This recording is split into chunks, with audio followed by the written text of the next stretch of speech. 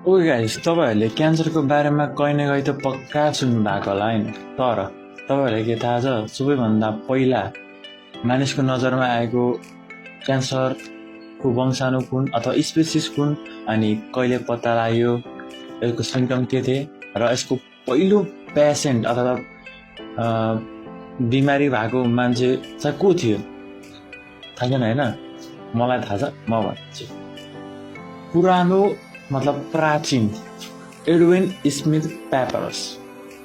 Okay, पहिला यो भनिदिन्छु कि एडविन स्मिथ पेपरस भनेको चाहिँ के हो भनेर। यो भनेको चाहिँ एउटा पुरानो दस्तावेज हो, इजिप्ट दस्तावेज, मतलब पहिला पुराना क्यान्सरको बारेमा लेखिएको दस्तावेज हो, जसमा क्यान्सरको बारेमा चाहिँ लेखिन्थ्यो होइन। अनि यसको नाम चाहिँ एडविन स्मिथ पेपरस किन रह्यो भन्ने सोच्नुहुन्छ भने चाहिँ सङ्ग्रहकर्ता अथवा यो सङ्घाल्ने मान्छेहरू हुन्छ नि, सङ्ग्रहकर्ताहरू, उहाँ एडविन स्मिथ नामक सङ्ग्रहकर्ताले चाहिँ यसलाई किन्नु भएको थियो, त्यसैले यसको नाम ऊ भयो। अनि यसमा चाहिँ के लेखेको थियो भन्दाखेरि पहिलो क्यान्सरको नाम चाहिँ ब्रेस्ट क्यान्सर, मतलब महिलाहरूको स्तनीय क्यान्सर हो होइन।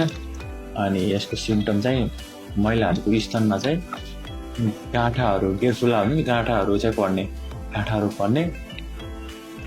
अनि यसको डेट, मतलब यो पत्ता लागेको डेट चाहिँ कहिले भन्दाखेरि इपु सम्मत, मतलब इपु भन्ने बुझ्नुहुन्छ। इपु भनेको चाहिँ के भने सोच्नुहुन्छ भने चाहिँ इपु भनेको चाहिँ जिजस क्राइस्ट जन्मनुभन्दा अघिको कुरालाई भन्ने बुझिन्छ है त।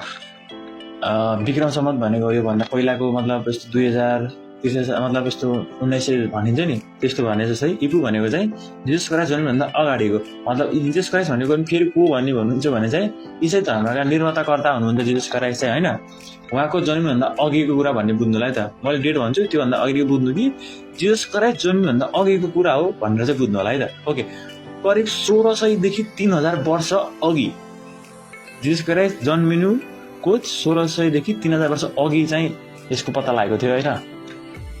अनि अर्को कुरो तपाईँहरूले सोच्नु लागि, मतलब सबैभन्दा पहिलो पेसेन्ट चाहिँ को होला भन्ने सोच्नु भएको छ भने पनि यसको चाहिँ फिक्स थाहा छैन, किनभने यो क्यान्सर चाहिँ डाइनोसरको उपस्थिति, मतलब जब डाइनोसर थिए नि त्योभन्दा अघिदेखि नै भएको के क्यान्सर चाहिँ, त्यही भएर फिक्स थाहा छैन। तर मोडर्न युगमा एकदम महत्त्वपूर्ण भूमिका खेल्ने एकजना महिला हुनुहुन्छ है त, हेनरिटा लेक्स नामक एकजना महिला हुनुहुन्छ।